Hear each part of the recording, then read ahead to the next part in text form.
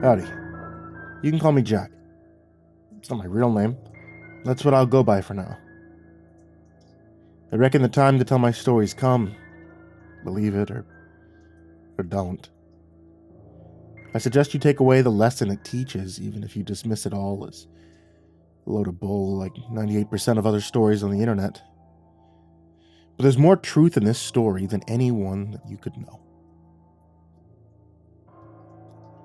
Now, I've been out of high school for 3 years, but that's when this particular event takes place, so I'm going to have to wind my clock back a little here and tell the story. Originally, for my first 2.5 years of high school, I attended a place in the deep southern part of America, close to the Gulf. We had all kinds of ghost stories growing up, and there was one lesson our super conservative parents taught us. It was this: don't go fooling around with things you don't understand. Now, I was really unpopular at my high school in the South. My first 2 years were a real pain because I was a big dork and everyone made fun of me. I was a loner, and all I really did in class was play my Game Boy all day before rushing home to play an MMO I was addicted to. All that changed during my junior year, when my mother's job moved us out west. I started to attend a little Catholic high school with no more than around 250 students. It was at this time that I finally started to fit in and make friends. No one out here knew how much of a dork I was, so I opted to hide my power level, as they tend to say, and try to make friends for once in my life. Who knows? Maybe I could even get a cute girlfriend if I was careful. I started to meet people at the school. At a school that small, you ended up knowing everyone in your class. My first day, I made a new friend named Sam, and at lunch, I opted to sit with him and his friends. He told me all about the other kids at the school, who was most popular, who the jocks were, so on and so forth. He introduced me to his friends, too. Jim, a big jovial fellow who tipped the scales at 300 pounds. Vogelman, our table's resident computer nerd and hacker. And Thomas, a musician who played electric guitar. I also met Stephanie, the school's resident spunky Asian girl. Some of the guys said that she could be a bitch, but she seemed cool enough. She was into gaming and never messed with any of us. She even seemed to think I was funny, so maybe that was why she started to call me at home after school on some days. Sam told me all kinds of stories about her, like how she used to make snacks for guys at the school, but then sprinkle Viagra all over them, or pour laxatives into them so that anyone who ate it would suffer the brunt of her painful and arguably cruel joke. I just chuckled to myself and politely refused whenever she offered me anything. Then there was Rottenbacher. His real name was Jason, but everyone called him Rottenbacher, or the Kraut, because he was a hardcore Nazi. He was an outcast and a loner. No one wanted to be associated with him. Every day he'd wear this red swastika armband to school just beneath his jacket where the teachers couldn't see. But whenever he'd get hot and slip it off, or whenever he was changing in the locker room, he'd be wearing that Nazi armband. Furthermore, on Halloween and school costume event days, when he knew that he could get away with it, Rottenbacher always wore an entire replica of this SS uniform, like the Gestapo, with a black hat and long boots and everything. He was a mean and angsty son of a bitch. Whenever anyone told the teacher about him or asked him about the Nazi stuff, he'd shout racial or ethnic slurs at them, cuss him out, and yell Heil Hitler. Furthermore, one peculiar thing that caught my eye was that I couldn't help but notice Rottenbacher always walked with a slight limp, like he was in pain. Sam told me somebody once saw him tightening a barbed sillis in the locker room, like the ones the Catholic priests wear to punish themselves for their sins. It was a Catholic school, so I, like most people, just assumed at the time that maybe he just wore the sills because he was a devout Christian. It was kind of strange for a hardcore Hitler lover like Rottenbacher, but it was high school. None of us preferred to think too much about stuff like that. After he got done introducing me to everyone, Sam told me some of the school's old stories, including an urban legend that circulated about Kaylee, a girl that died mysteriously after playing some sort of cell phone game. Sure enough, he could point out the girl in the yearbook to me. Everyone recalled that the police had declared her missing under mysterious circumstances. She was presumed dead almost immediately thereafter. If you asked anyone exactly what happened, no one could tell you a damn thing. They always just said it was because she played the cell phone game.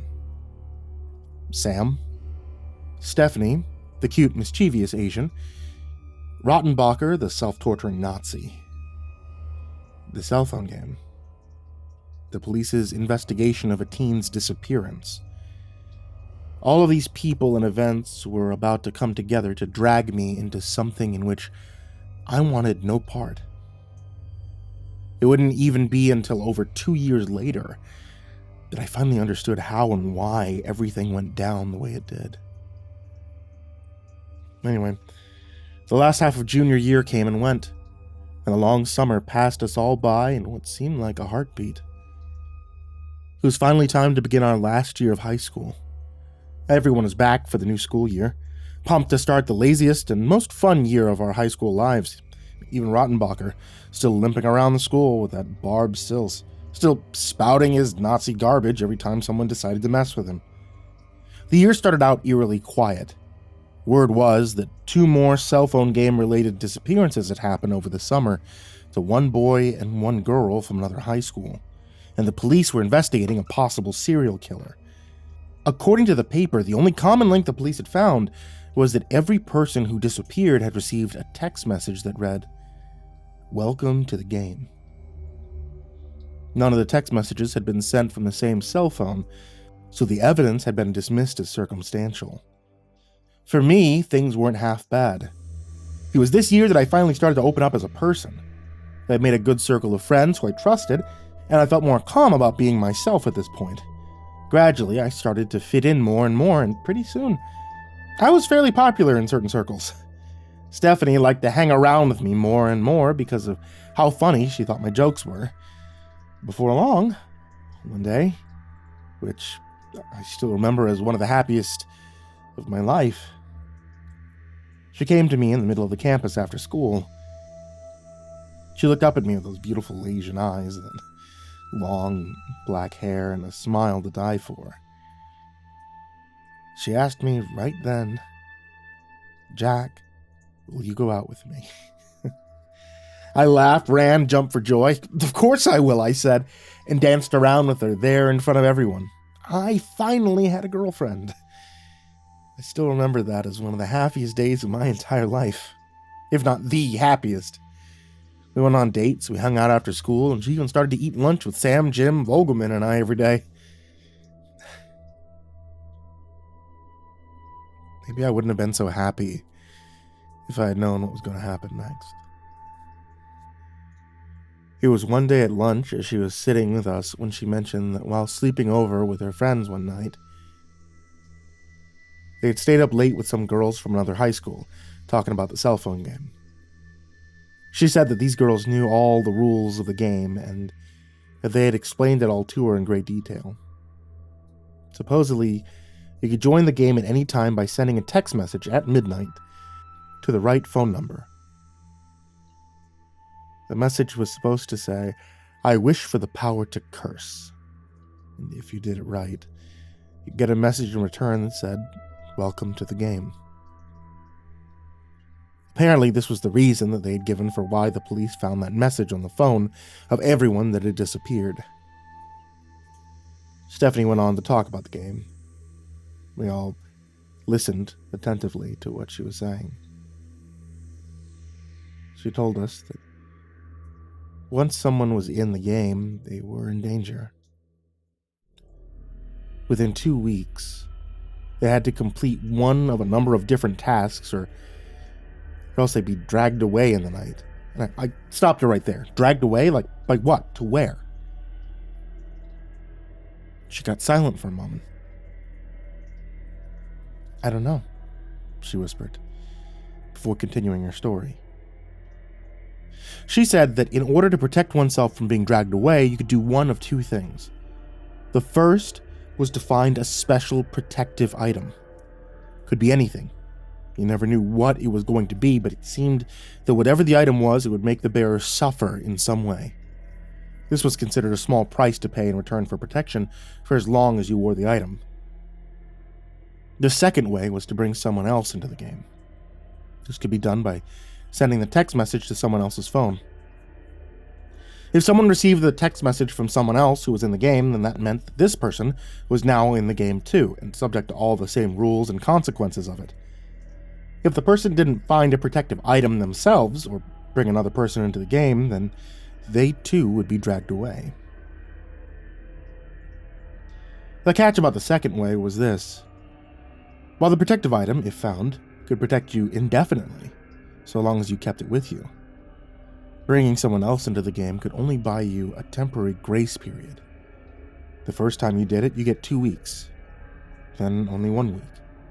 The grace period would get shorter and shorter until you barely bought yourself any time at all by bringing someone else into the game. By that time, you needed to find your protective item. Even though I've always been something of an X-File, I didn't like hearing her talk about this stuff, so I told her it was just a bunch of nonsense. "You really think so?" she asked. "If it's true, it would explain what the police found. And imagine how cool that would be to be able to curse anyone who messed with you by bringing them into the game. You could get rid of anyone and no one would ever know." There was an edge in her voice, one that I had never heard before from Stephanie. She almost sounded intoxicated at the thought of it. And truth be told, it scared me a little. "Don't go talking like that," I told her. "That stuff's beyond people like you and me. We shouldn't go messing with it. What if you get involved and it all turned out to be true? What would I do if something happened to you? Promise me, you won't go messing around with that stuff." She gave me a funny look. "I never thought you'd be the kind of person to be scared of silly things like this, Jack." "Well, I don't think it's right to mess around with stuff that you don't understand, you know?" I gave her a concerned look. "Now promise me, Steph, promise me you won't go try it." She sighed in annoyance. Fine. I won't play the scary cell phone game. You happy now?" I told her I was. The truth be told, I was scared. I didn't believe her. And all the time I'd known her, I'd never seen her betray anyone or sleep around or anything, but she had always been a trickster and a liar, and would lie to anyone about anything if it got her ahead without hurting anyone else. To be honest, I always thought that it was kind of cute. Just accepted it as one of her quirks. But this time, it was serious. So a few days later, when she came back and told us she had joined the cell phone game, I was pissed. "What are you thinking, Stephanie? You promised me you wouldn't do that." Yeah, I know, but it's not any big deal. I've already got it all planned out. Besides, if it's true and it works, it's too good of an opportunity to pass up." She held up her cell phone. "Look," she said giddily. A text message was open on the screen which read, "Welcome to the game." Kind of freaky, huh? I got it just after I sent that text at midnight, just like the girl said. My jaw dropped. I was speechless and scared stiff. This game couldn't be for real, could it? "Stephanie, if this is real, then you're in danger now. You've only got 2 weeks to find a protective item." "I know. That's why I sent the text to Rebecca. I'm gonna find out if it's true or not." I hit the roof. "You did what?" "But Stephanie, if this is real, then that makes you as good as a murderer. You cursed Rebecca and now she could die because of you." "Relax, Jack. I don't actually believe in any of this stuff, but even if I did, Rebecca's always been a big-time bitch. It's not like she doesn't have it coming anyway." She giggled. That same mischievous giggle of hers that I'd always loved, but this time, I wasn't loving any part of it. A couple of weeks passed and nothing happened. But then, one day, Rebecca didn't show up at school. At lunchtime, Stephanie was sitting around with us as usual when the assistant principal came to talk to us all with a megaphone. "May I have your attention, please?" Everyone went silent. "The police have reported that one of your fellow students, Rebecca, has gone missing." Stephanie's golden skin turned white. She froze. "Her parents are very worried about her. If any of you know anything about this, please come talk to me after school. That's all." "Stephanie," I whispered. I was very afraid for her. I was very afraid for what she might do. She looked at me and said, "Don't say anything. Just don't." She got up and bolted from the lunchroom. I chased after her. Stephanie, what are you doing?" She kept jogging away from me, her cell phone out. "Don't try and stop me, Jack. If I'm going to survive, I'm going to need more time. I can get another week. If I curse someone else, and that'll give me 3 weeks to find it." "Stephanie, listen to yourself. Who are you going to curse? You'd kill someone else for a little extra time? Look what's happened to you." She started to cry. "I know, damn it, but I know who I'm going to curse. No one's going to miss him, I promise." "Stephanie, that's not right. You can't do it. No one deserves this. Let me help you. We can find a protective object for you together." She turned and showed me her cell phone. Her text outbox had a message which read, "Welcome to the game." She had sent it to Rottenbacher. I started to weep and grabbed onto her as tightly as I could. Stephanie, I love you. I'm so sorry. This isn't right. None of this is right." She held on to me and began to cry deeply as well. We held each other there for nearly an hour like that. I still remember it like it was yesterday. And then, that night, before we went home, we both resolved that we would start looking for a protective item the next day.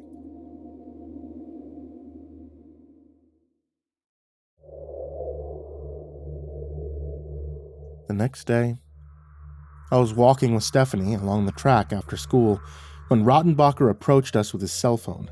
He held it up to her face, furious. "Is this your idea of a joke, you stupid bitch?" Truth be told, I felt Rottenbacher had the right to be a little angry, sure. I mean, he was a Nazi pervert freak. But with all of the whispers of murder going around, I could imagine anyone being angry about getting a text like that. But even so, I wasn't about to let anyone talk to my girlfriend that way. "Hey man, watch your mouth. That's no way to talk to a lady." "Lady?" Rottenbacher shouted. "This fucking slut's not a lady. She's just a bitch. She tried to get me killed. I bet you killed the other girl too, didn't you? Rebecca? She's missing because of you, isn't she?" Stephanie began to cry again. I pulled my arm back and punched as hard as I could at Rottenbacher's face. He stumbled backward a few steps and grabbed at his lip, from which trickled a small stream of blood. But he kept his composure. I halfway expected him to swing back at me, but he just stood there. After a moment, he spoke. "You don't get it, do you, Stephanie? I'm already in the game. Always have been. I know the fucking score, but unlike you, I never cursed anyone else."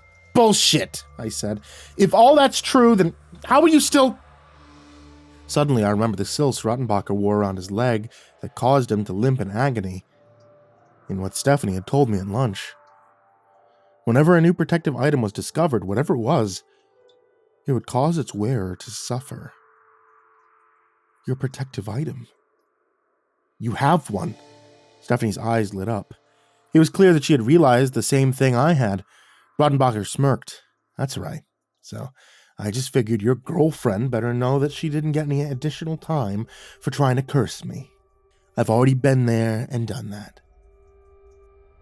Stephanie looked up at him with fear in her eyes. Days passed, and try as we might, Stephanie and I couldn't find anything that could qualify as a protective item. We were approaching the 2-week deadline, and she was looking more and more scared by the day. Her hair was a mess, and her usually bubbly personality was glum and distraught. She stared off into space during classes, and prayed constantly. After the 2-week deadline passed, we were both terrified. She came to me at school and said, "Jack, I want you to sleep with me tonight. Stay with me all night. Don't let it get me." I couldn't refuse. I showed up at her house late that night and came in through her window. We slept together. It was bittersweet. She fell asleep holding me, but I lay awake most of the night watching and waiting till I finally passed out around 4:30 in the morning from sheer exhaustion. The next day when I woke up, all I could think was, "Stephanie!" I looked around frantically. She wasn't in the bed with me. "Stephanie?" I said louder as I climbed out of the bed and began searching for her. I walked into her kitchen. "Be so loud," a voice said. It was Stephanie's. I turned around to see her sitting at a round table in the kitchen. She was smiling and seemed as giddy as ever. I breathed a sigh of relief. My parents have already gone to work, but I don't want the neighbors to get suspicious and say something. I wept with relief. It was over. She was safe. Nothing had come for her. I ran across the kitchen floor, hugged her, kissed her all over. Everything was perfect. For 2 weeks. Then I came to school one day and 9 of our classmates had disappeared, including Sam. Everyone was in an uproar.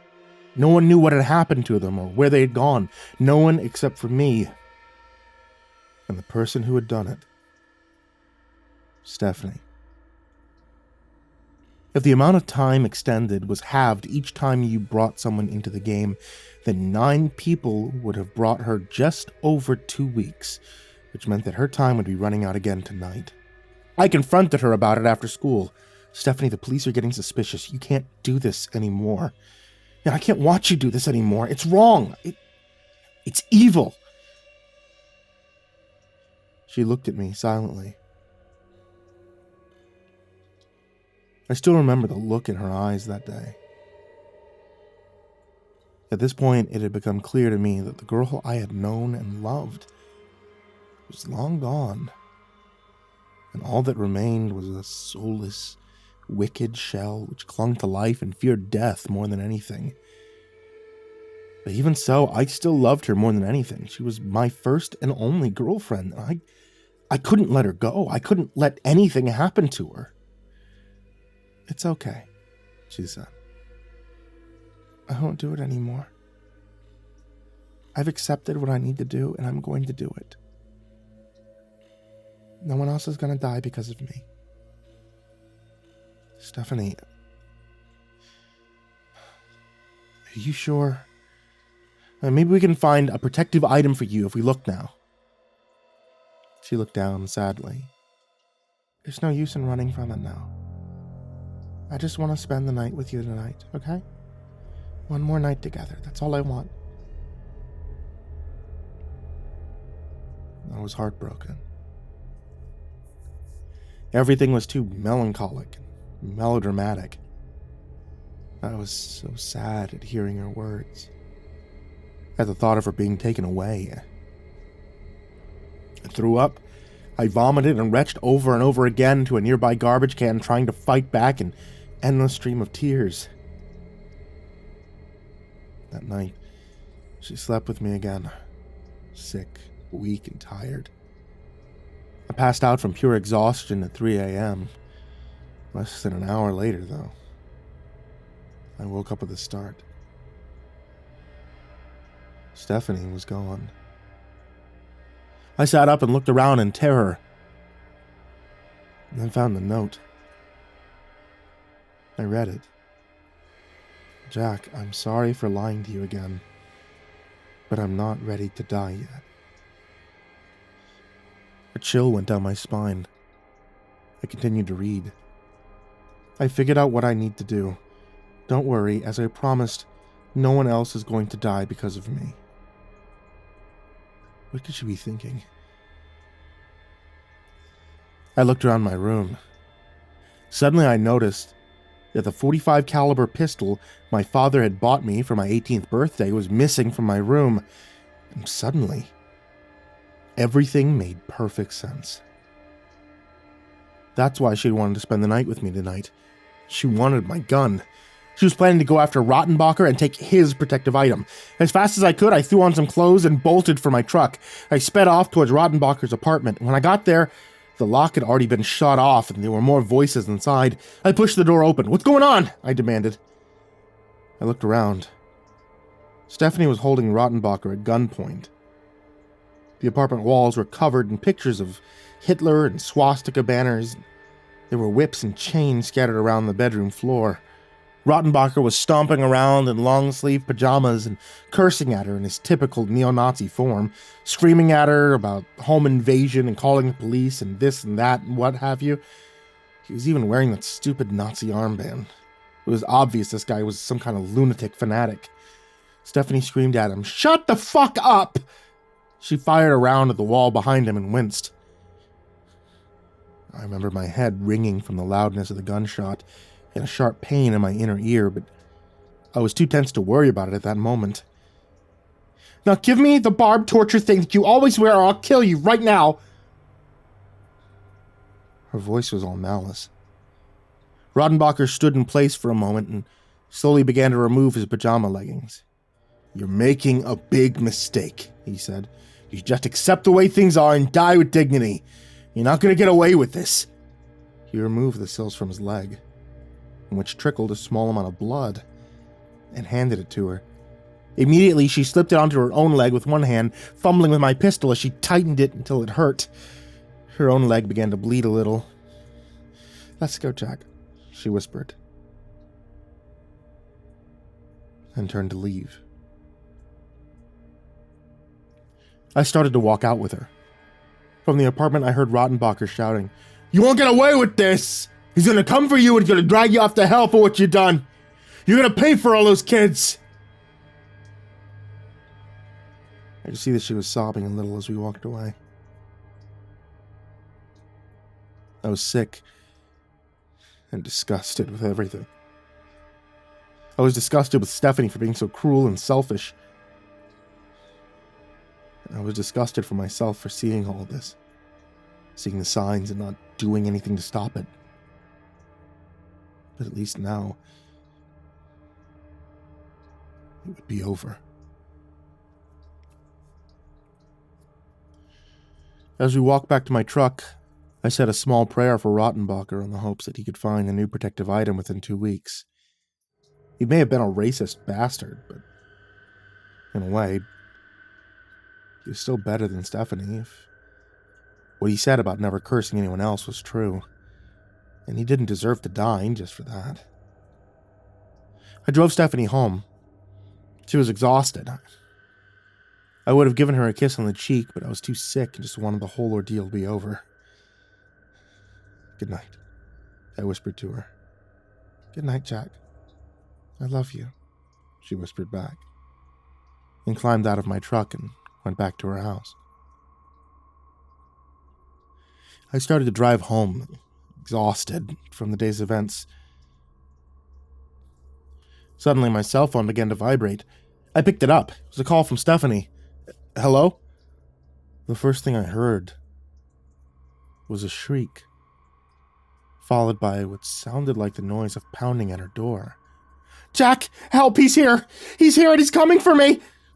What? Hold on, Steph!" I pulled a U-turn in my truck and sped off back towards her home. She was becoming more frantic. Suddenly, on the other end of the line, I heard the sound of her door being bashed in, followed by another shriek. I could hear her screaming at the top of her lungs, a hideous, blood-curdling scream. I still remember every moment of it perfectly. And I remember her screams word for word. "No, I don't want to die."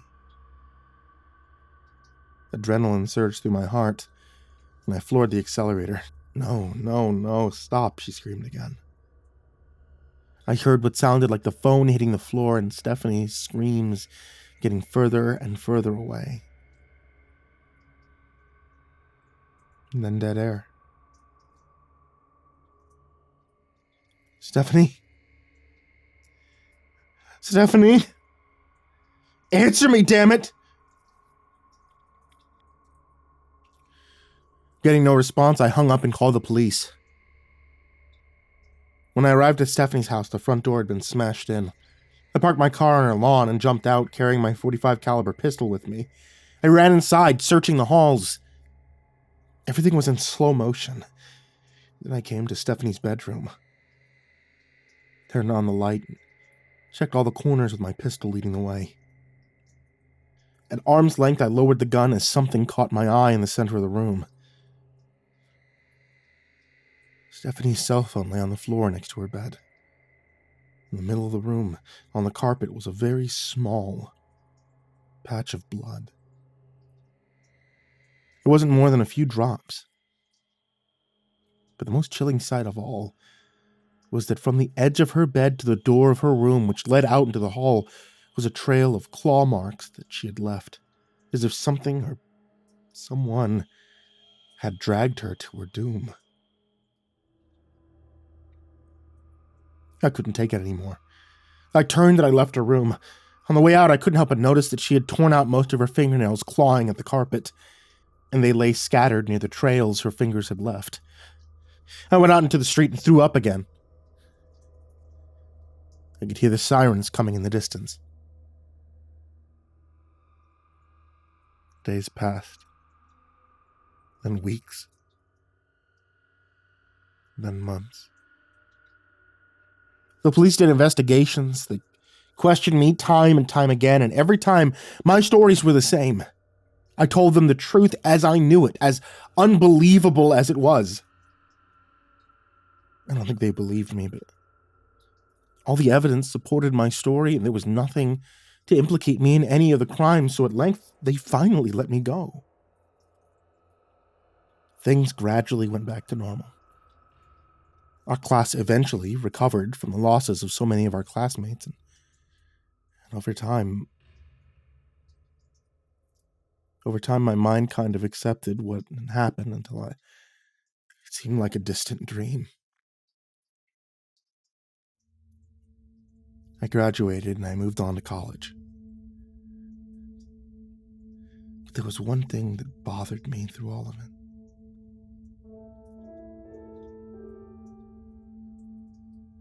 And that was Rottenbacher. I mean, he had been exactly right. Even though Stephanie had taken that silce, he never vanished in the way the others did. But there's one thing I do know. And that is, to this very day, if you ever see Rottenbacher, he's still always wearing that red swastika armband.